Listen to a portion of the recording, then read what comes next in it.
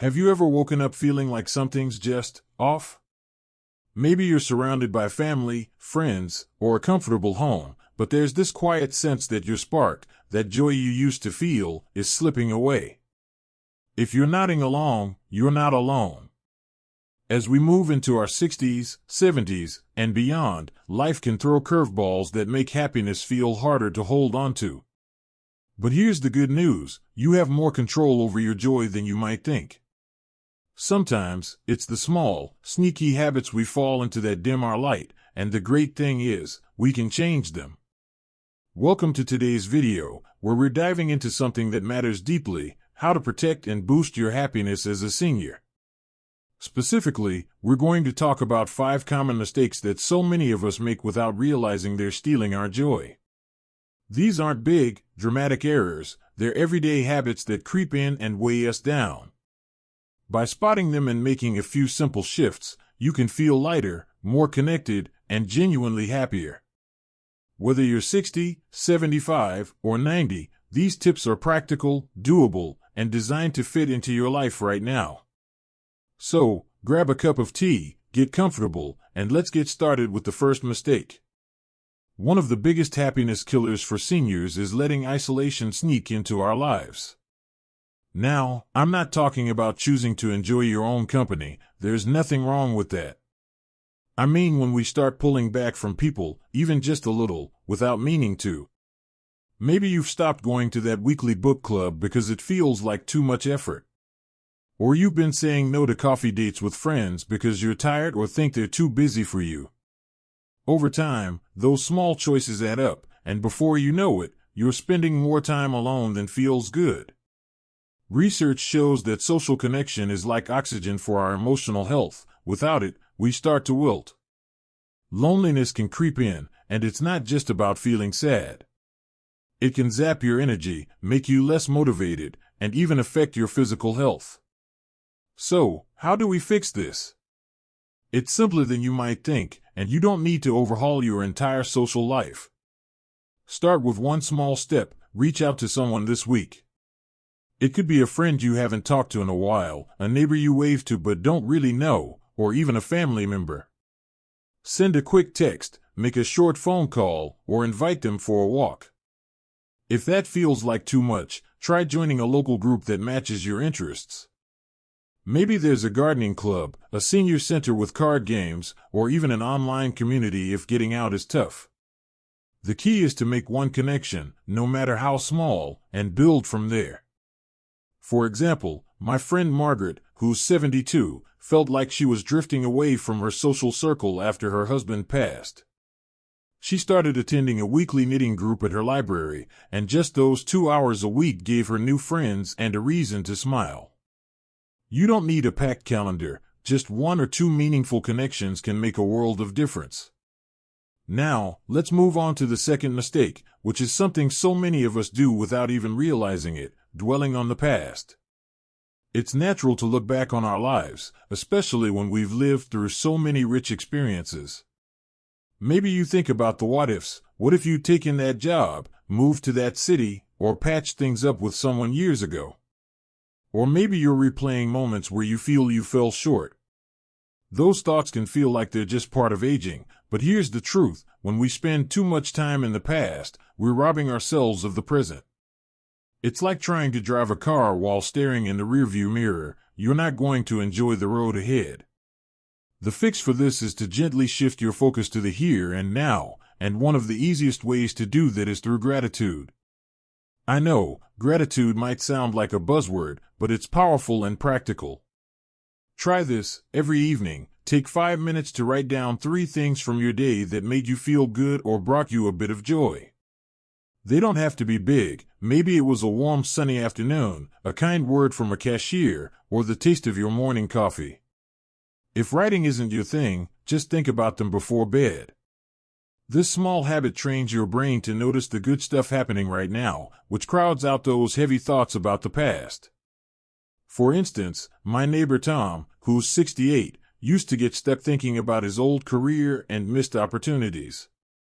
He started this gratitude trick, and he told me it's like his days feel brighter because he's noticing little moments he used to overlook. It's not about ignoring the past, it's about making room for today's happiness. We've covered two big mistakes so far, letting isolation creep in and dwelling on the past, and you can see how these habits, though common, can quietly chip away at your joy. The good news is that with small, intentional changes, you can turn things around. Next, we're going to dive into another mistake that's all about how we talk to ourselves and the people around us. It's something that can make or break your relationships and your sense of self-worth, so stick with me as we keep going. Let's keep rolling with our conversation about those sneaky habits that can dim your happiness as a senior. We're diving into the third mistake now, and this one's a biggie: neglecting the hobbies and passions that used to light you up. Think back to a time when you lost yourself in something you loved. Maybe it was gardening, painting, playing cards, or even tinkering with a car.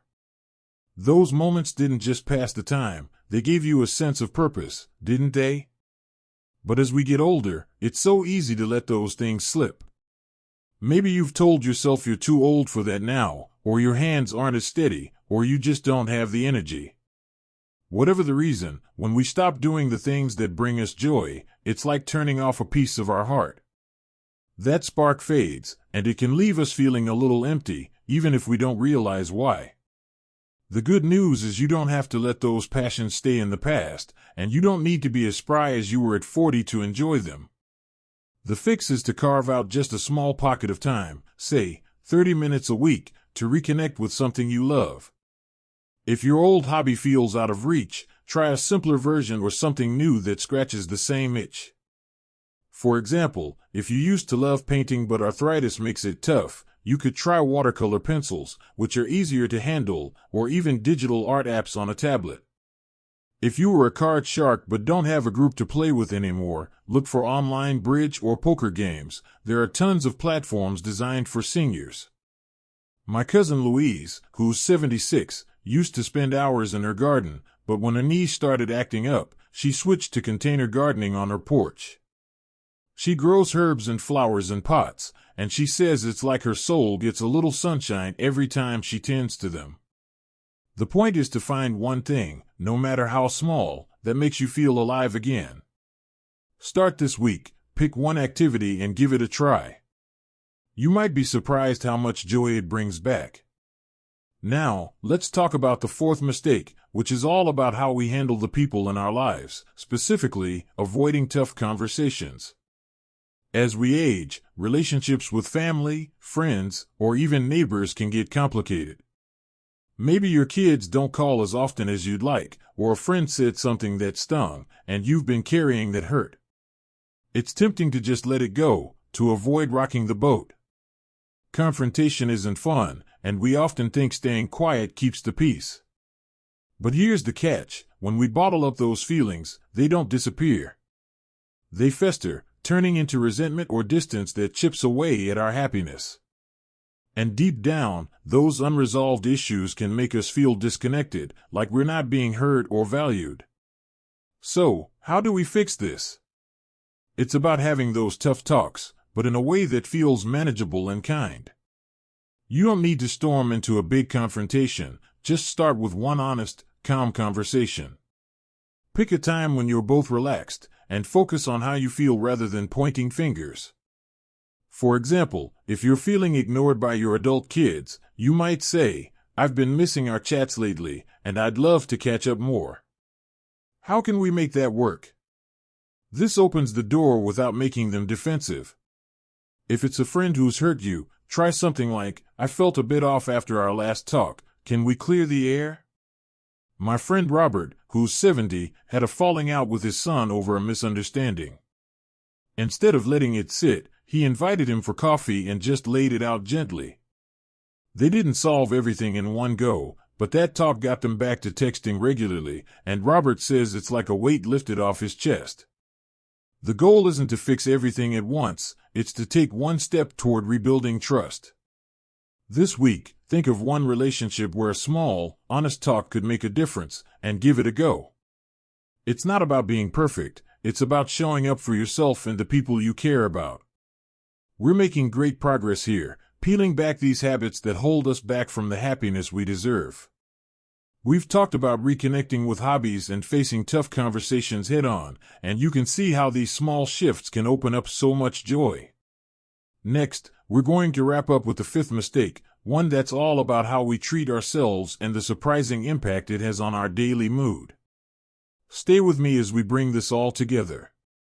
We're in the home stretch now, and I'm so glad you're still with me as we unpack these habits that can quietly steal our happiness. Let's dive into the fifth mistake, which is one we often overlook: ignoring self-care. Now, when I say self-care, I'm not talking about fancy spa days or expensive retreats, though if that's your thing, go for it. I mean the small, everyday ways we show ourselves kindness and respect. As we get older, it's easy to put everyone else first: your kids, grandkids, maybe even a neighbor who needs help. Or maybe you've convinced yourself that taking time for yourself is selfish or unnecessary. But here's the truth: when we skip those little acts of care, we're draining our own cup. And when that cup's empty, it's hard to feel joyful, connected, or even patient with the people around us. So, what does self-care look like in practice? It's about finding one thing you can do each week that makes you feel good, inside and out. It could be as simple as taking a warm bath with some soothing music, spending 10 minutes reading a book you love, or even treating yourself to a favorite snack without guilt. For some, it's about feeling good in your skin, maybe trying a new hairstyle or wearing an outfit that makes you stand tall. My friend Clara, who's 82, started a weekly ritual of painting her nails a bright color, just for herself. She says it's not about vanity, it's about feeling vibrant and reminding herself she's still here, still shining. The key is to pick something that feels like a gift to yourself, not a chore. This week, carve out 15 minutes for one thing that lifts your spirit. It's like recharging your battery: you'll feel the difference, and so will the people around you. Now, let's bring this all together. We've talked about 5 habits that can sneak up on us and dim our happiness: letting isolation creep in, dwelling on the past, neglecting our passions, avoiding tough conversations, and skipping self-care. Each one might seem small, but together, they can weigh heavy on your heart. The beautiful thing is, you don't need to overhaul your life to fix them. Reach out to a friend or join a group to stay connected. Take 5 minutes each night to notice the good in your day. Spend a little time on a hobby that sparks joy. Have that one honest talk with someone you care about. And don't forget to treat yourself with the same kindness you'd give a dear friend. These are small steps, but they add up to a life that feels fuller, brighter, and more like you. I want you to know that your happiness matters, and it's never too late to make these changes.